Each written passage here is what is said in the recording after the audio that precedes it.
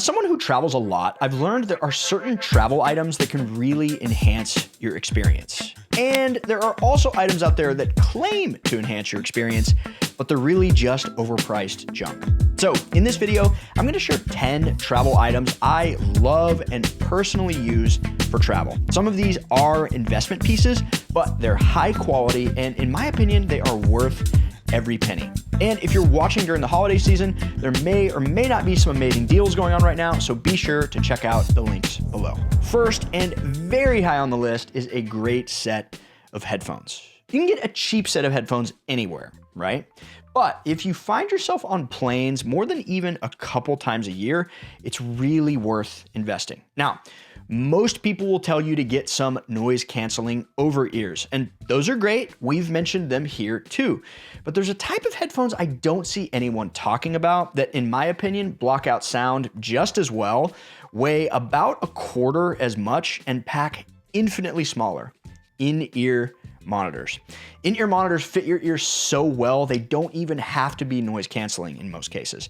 There are a ton of options out there, and they really run the gamut pricing wise. For example, consumer-facing models by Shure start at around $100. On the other hand, I've had these custom molded ones by 1964 ears for over 10 years now and cannot recommend them highly enough. A good set of earplugs is another classic travel essential, whether you're in a noisy hotel or hostel, or have a partner or roommate that snores. And 100% you can go with the classic foam earplugs, but my problem with these is they block out too much noise.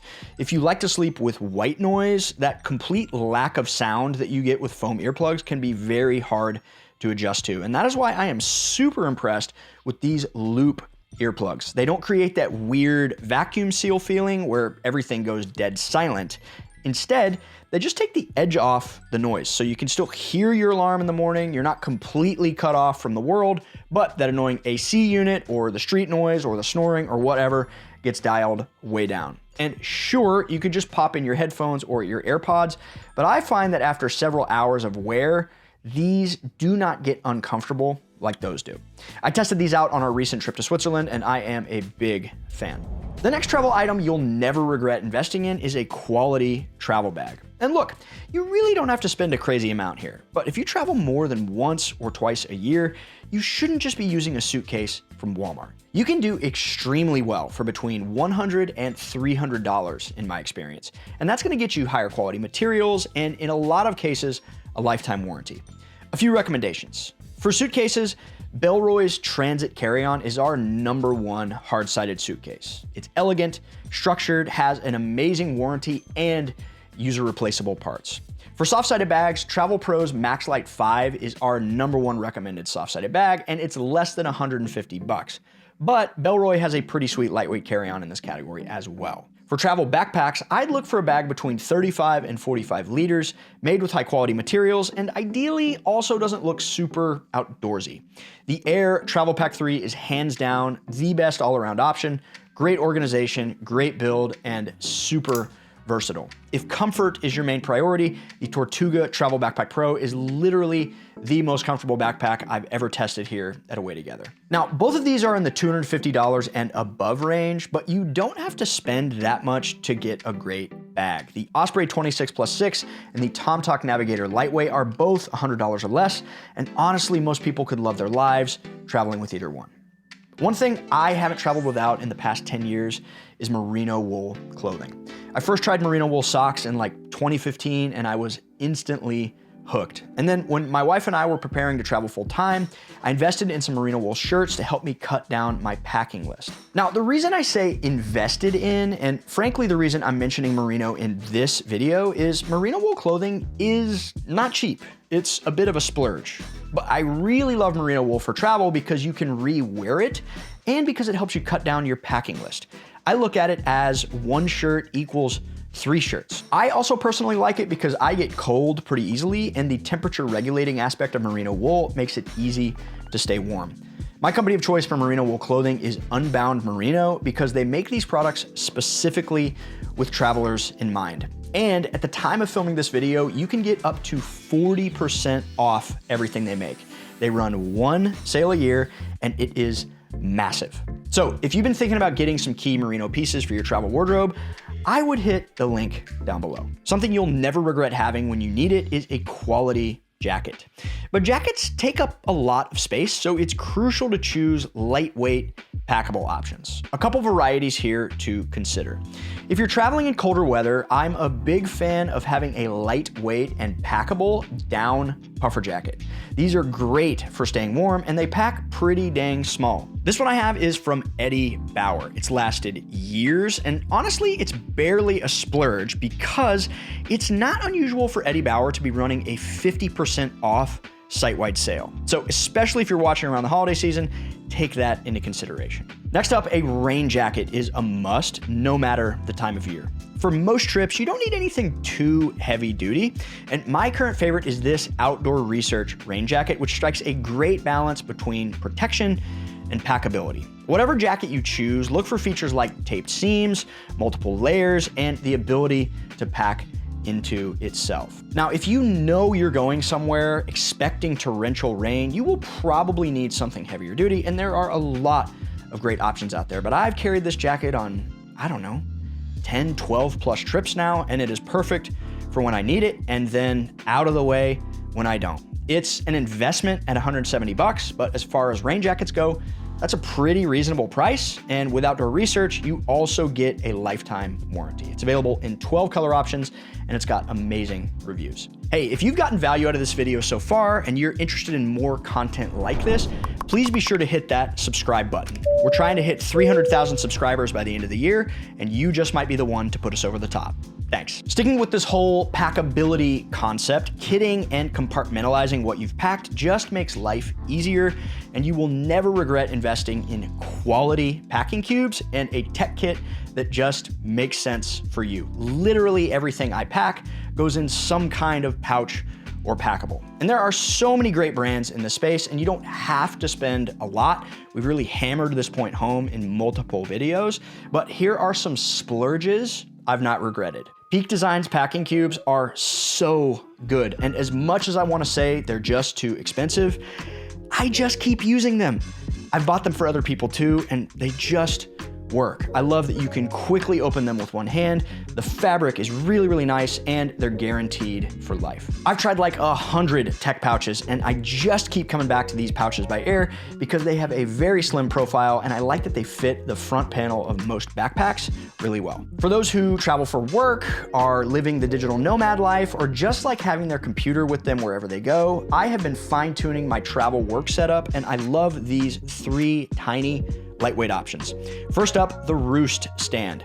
I can handle a couple days of craning my neck, but after a while it gets a little problematic. This thing is height adjustable, fits literally every size of laptop, and folds down small enough to toss in a side pocket.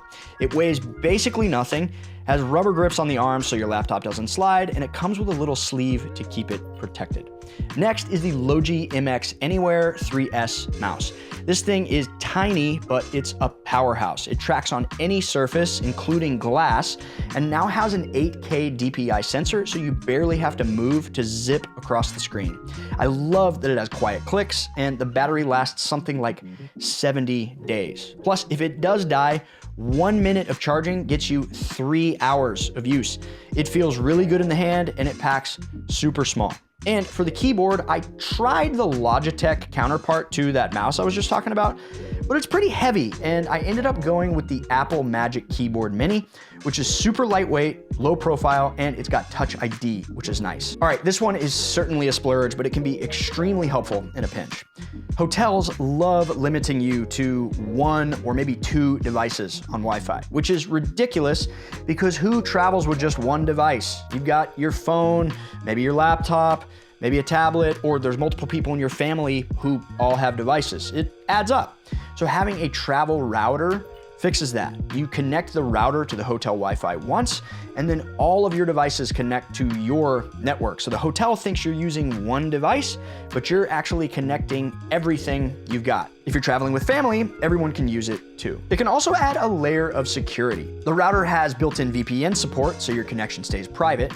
It's fairly small, and you can power it with a USB-C cable, so you can run it off the travel adapter or a power bank. If you're working remotely or you just want all your devices connected without jumping through hoops every time, I think this one can be absolutely worth it. Okay, this isn't a piece of gear by any means, but it is something that makes travel 10 times better.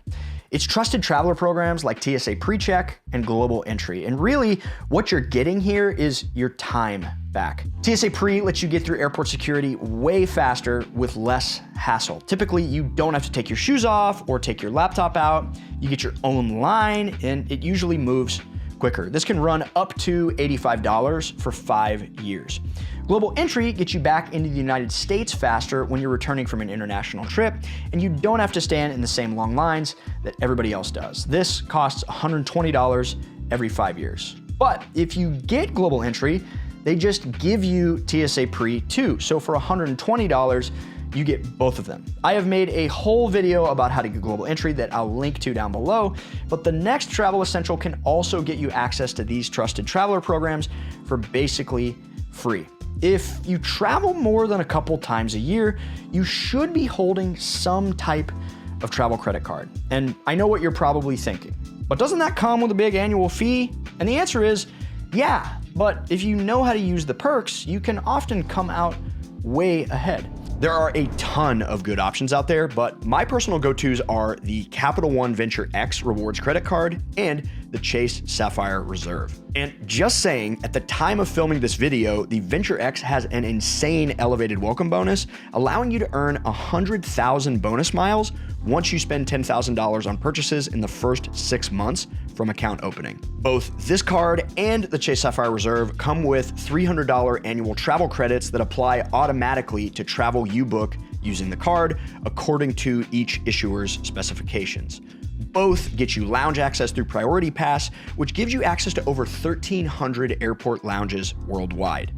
And you also get a statement credit of up to $120 every 4 years as a reimbursement for Global Entry, TSA PreCheck, or Nexus application fees. So basically, one of those is covered for free. Plus, you get protections like trip insurance, rental car coverage, trip delay protection, all the stuff that would normally cost you extra or leave you stressed when things go wrong.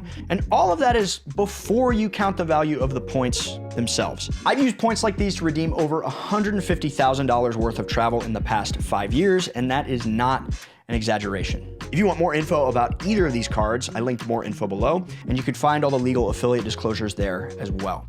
If you're new to this whole points and miles thing, or you find yourself currently sitting on a mountain of Chase points and you want to go deeper on how to redeem them for maximum value, check out this video right here. Thanks so much for watching. Happy travels.